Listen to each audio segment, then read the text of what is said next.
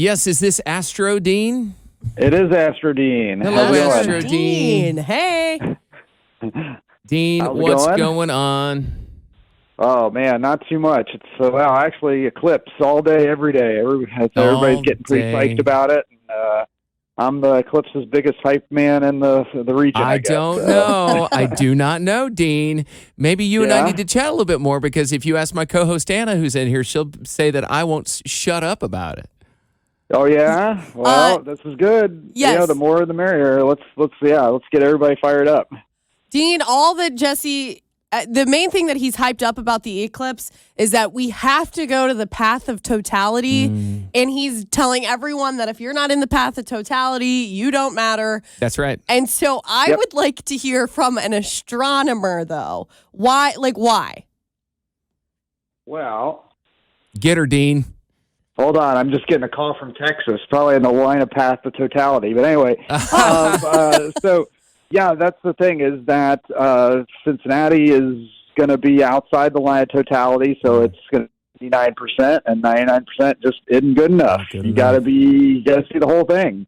It's like, the Bengals in the Super Bowl is totality, and Bengals practice preseason outside next to the highway is 99%. The way I experienced it, Dean, because I was, as a former path of totality experiencer a few 4 or 5 years ago, everything about it seemed very unremarkable until about 30 minutes before the eclipse. And then everything started getting a little orange, which I think people in 99% can experience. That's what too. I saw. I was not in it, and that's all that I saw, just kind of orangey. But the final 30 seconds before the eclipse, it was like somebody put their finger on the dimmer switch and just went straight down. And it really is incredible. It's right up until the end, you don't notice anything different. I mean, the sky is the same, even with 95% blocked out. You're still not going to really notice a lot. And but yeah, it's like this shadow just sweeps across you, and this whoosh, and you just look up, and the sun is gone, and the sky is a silver purple color, and you just start hooting and hollering, and get a little scared, a little awed, and it's all those things wrapped up into one. Okay. We will be hooting and hollering. That was beautiful. There will be so much hooting and hollering. You can see stars. You can now, Dean. Let's clarify one thing. If you're in the path of totality, is it okay to look at the sun during totality without glasses on? Yes, that is the one time you're allowed to look at it. And I know there's like this myth about this is like, don't look at the total eclipse because you'll go blinder or something. They think it's like even more dangerous. And no, the sun is always dangerous. Your mom always told you, don't look at the sun because you'll go blind. That is true, but during so even if 1 little % of the sun's showing, you don't want to look at it. But when you're in totality, you're no longer looking at the sun, you're looking at the moon. That is the whole moon in front of the sun, and that is the time where you can take those glasses off and look. But right up until that point, you better protect your eyes. This is so interesting. My entire childhood, I heard some kind of a myth story that there was a little girl who went out to get something from the grocery store for her mom during the solar eclipse. She was told, don't look at the sky, but she did, and she instantly went blind. And that was a story that I was told my entire childhood. Yeah, I mean, it's one of those, probably a myth. I don't know if there's any recorded, blindings from eclipses that I've heard of, but that would be a partial eclipse. And that's the thing is, there, people definitely that saw the one in 2017, it really stands out. But people that are a little older might remember a couple of them that were in the 90s that were almost total eclipses. Mm-hmm. And there's some people that, said, oh, yeah, I saw that one in the 90s. I was like, it was a total eclipse? And they're like, yeah, maybe. I was like, if it's maybe, you didn't see it. And by the way, it wasn't. You would know if it's a total eclipse. Exactly. When everybody says, oh, maybe I think it was, no, then you didn't see it. Yeah. By the way, I'd like to point out, Dean, I'd hate to interrupt you here. I'd like to point out there's not a myth that my co-host Anna doesn't believe in. But the fact that you have set her straight, we might have actually changed her opinion on this. Because Anna was probably up to the very end going to be like, don't take your glasses off now. That girl went blind, that little girl that one time. I was, but Dean, you're an astronomer. Jesse is not. So, yes, I take your opinion a little more seriously. No offense. Me and Dean are tight. Like I don't care. You're not an astronomer. I got a private tour of the observatory a couple of years ago. I saw him at the Star Wars at Music Hall. Anna, come on! Like I'm just not saying. He knows his stuff. But just if you want the authority, I mean, this is. Let's see. I mean, I have eclipses. I'm up to 21, 22 lunar eclipses, 10 solar eclipses. Whoa! So this is going to be my third total, and I'm very optimistic that that's going to happen. So. It's going to be. It is a wild scene, and it's like our Super Bowl. It's awesome, but not only that, the whole public can see it too, and it's coming real close to Tri-State. So this is about as good as it gets. We're talking to Dean Regas, a local famous astronomer. His website is astrodean.com. The total solar eclipse is coming up Monday, April 8th. Dean, how far would somebody that's in Cincinnati have to drive at a minimum to see path of totality, to be in the path of totality?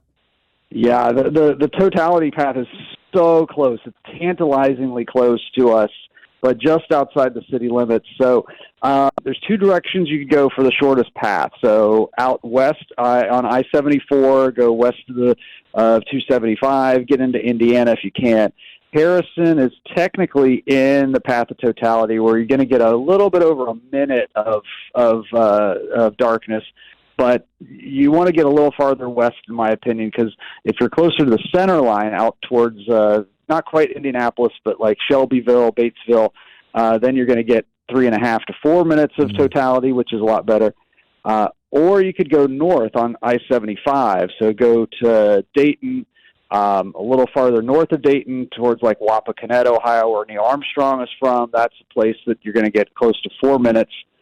But if Monroe is barely in it, so you want to go a little farther north, a little farther west, just maybe about an hour each way. Yeah, don't edge this whole thing. Just go all the way in to the path of totality. Might as well. You're right there. Yeah, when we're this close. Yeah. I agree. I mean, it's why not? But you also don't necessarily have to be. If you see those maps, you see that center line. You don't have to be right on that center line. Like if you're 10 miles off of it, then you're only going to lose a few seconds, and so it's not worth it. If you have a cool place to go, maybe a good time to find long lost relatives you haven't visited in Indiana in a while, or grandma's house, or friend from college or something like that. Call them up and like, hey, what are you doing April 8th? But if they're not on the path totality, forget them. Just forget them. Yeah, we don't go see those people on that day. No, not unless it's the eclipse. Dean, does the solar eclipse mean anything? Is this just a random act of nature, or does it mean something? Can we learn something from it? Yeah, there's some science that's going to be done during this, but there's some folks with the NASA that can study a lot, because when the sun is blocked out, they can see some things that are right nearby in its atmosphere called the corona. So there's some definitely hard science to be done there. For me, I am just I'm a spectator. I'm taking it all in, soaking in the greatest show in the universe. Going to be right out there screaming, yelling, and crying like everybody else. And so it's just one of those things that I think it kind of, puts stuff in perspective, that of just how the alignment goes here to get also precise. And the fact that we're at this place in the solar system, this is the only place in the solar system where this kind of thing happens, where the sun and the moon seem to be the same size in the sky and just fit so perfectly. So, and I think the other part about it is that you're going to be watching this with people. There's going to be other people there. There's going to be a lot of people coming to town to see this. And you walk away with this kind of shared experience from seeing this. Yeah. And you're like in a daze for a while. And it's the ultimate trip. And it's totally random. The fact that the moon is the right distance from the sun, and I mean, it's completely random and coincidental that they match up to block out the sunlight. Is that correct? Yeah, and only sometimes, too, because the moon's distance varies from us a little bit. So we had an eclipse back in October where the moon was farther away from the Earth and didn't block out the whole sun. It was called a ring of fire eclipse, also called annular eclipse. And so the moon actually has to be a little closer to us than to make it a total. So it's not only that they have to line up, but then the moon also has to be closer to us at the same time. So that adds a little extra drama to it also. Well, whatever you do, make sure you get your eclipse glasses. Dean, you've got a website. It's astrodean.com. Are you selling glasses through your website? Absolutely, yes, because I want everybody to be safe for this and see this as much as they can. So I have glasses for sale on my website, astrodean.com, and then I also am doing classes, some online classes about these things, which are kind of fun, fast classes where you learn about the eclipse and stargazing. We just had a class last night about the eclipse, and you can actually you can purchase a recording of it that you can watch on demand whenever you want. So it's kind of a fun way to get more involved. Awesome. Thank you. I love everything about this. Yeah, I'm so excited. So let's make one thing clear again. Monday, April 8th is the eclipse. It conveniently happens 9 minutes into our radio show, so that's great. Oh, wow. Right in the middle of our show, right at the beginning of our show.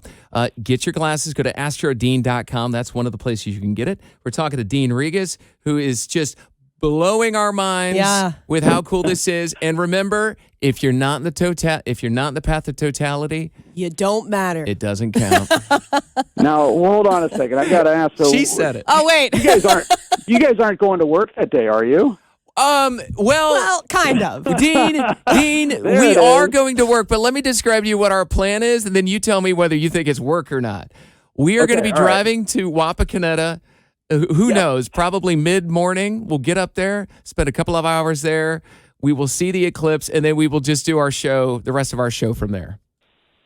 Thank goodness, because that's the big thing is like I'm telling people, you got to put in your notice. Don't go to work that day. Don't go to school that day. No, play hooky. Don't. Yeah. Anna knows. And that's the other thing is if I have it posted on my Facebook page, a astronomer note. It's a note from me to your boss to get you out of work that day. Oh, awesome. Nice! I love that. Oh, my gosh. You can download that from my Facebook page, and I'm sure it will work. All right, Dean. Well, thank you. Everybody, make sure you subscribe to Dean's podcast, too. It's called Looking Up with Dean Regas. His website is astrodean.com, and the eclipse is coming up April 8th, which is a Monday. That is a no-work day. Thank you, Dean. We appreciate you taking some time to talk to us. This is fascinating. Thank you, guys, and maybe I'll see you in Wapakoneta. That's on my list of possible places. That'd be really cool. Oh, yeah, hit us up for sure. Yes. Thanks, Dean. You have an open invite from us.